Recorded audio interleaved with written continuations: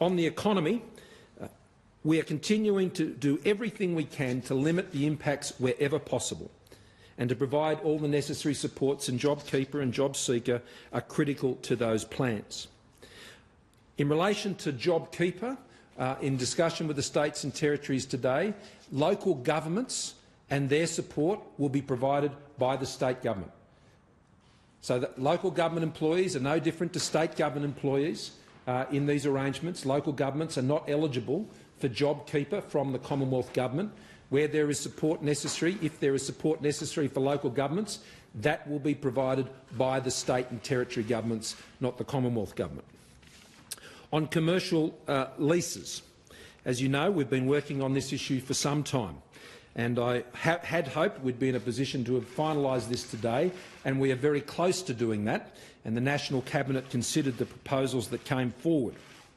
An industry code of practice for commercial tenancies, including retail tenancies, has been worked on by the various stakeholder groups representing tenants and landlords over the course of the next few days. That industry code, as the National Cabinet reviewed that today, has not got to the point that we believe it needs to get to ensure sufficient security for tenants and landlords that are affected by these arrangements. What we are seeking to have happen is for the industry to complete their code, and that code will be made a mandatory code, incorporated into state and territory legislation where appropriate, where it will be mandatory for tenancies, that is the tenant and the landlord, where they have a turnover of less than $50 million and they are a participant in the JobKeeper program. As you know, the JobKeeper program has a threshold which has a 30% loss of revenue. If you're in that situation and you're a tenant, then we will be working to implement a mandatory code of practice regarding the negotiations, discussions that you will now have with your landlord to ensure that both of you, the landlord and the tenant, can get through this next period and on the other side be able to go back to business as usual and enable those businesses to succeed and the landlords also to succeed into the future. What is important as part of this code is that both parties negotiate in good faith, that there is a proportionality principle that needs to be in this code. And that proportionality principle is simply this, that the turnover reduction of the tenant needs to be reflected in the rental waiver of the landlord. Now, how that is done inside the lease is up to the landlord and the tenant. There are many different ways you can achieve this.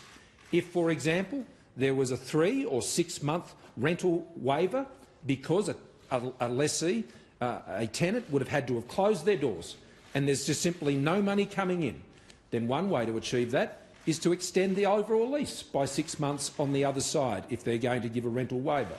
Similarly, they could agree to a different level of rent over the entire term of the lease, and that was shared over a longer period of time.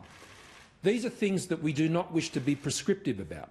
What we want to do is have landlords and tenants in the room to ensure that they can work these issues out between them so they can have an arrangement which enables them to get through this period and to get to the other side. The banks will need to come to the party as well. The banks are not parties to those arrangements, and so that makes it legally a little more difficult. But banks are already moving to providing all sorts of new facilities and arrangements to their customers, and we would expect banks to be very supportive of the agreements reached by landlords and tenants who would be working under this mandatory code. But I stress again, we would like as a National Cabinet for this to be done by industry and for them to finalise a code with this proportionality principle as quickly as possible so we can move to have that adopted into state and territory regulation as a matter of a mandatory arrangement. Now, if you're in that arrangement, which you would be required to enter into if you're in the terms that I said, then you would have that protection of issues around evictions. You would have the protections around claims on penalties or acting on guarantees of interest protection on rent, or all of these matters you would be protected. Also, the landlord would be protected in that the lease would not be able to be terminated on those grounds. So there's give and take in this. Give and take. Those tenants and landlords are being encouraged to sit around that table and get that done now. The mandatory code would require it, and if you sit outside the mandatory code, then you are leaving yourselves out in the cold. So with those measures, we are looking forward to make further progress. States would also, under those arrangements, be looking to provide various exemptions and waivers and reductions to some of their fees and rates, but we're looking to see that industry code come in place to ensure we can make progress more quickly. And that was the arrangement we came to today, and National Cabinet will consider this again at the latest on Tuesday morning, and if we're able to come to an arrangement before then we would convene to make that possible.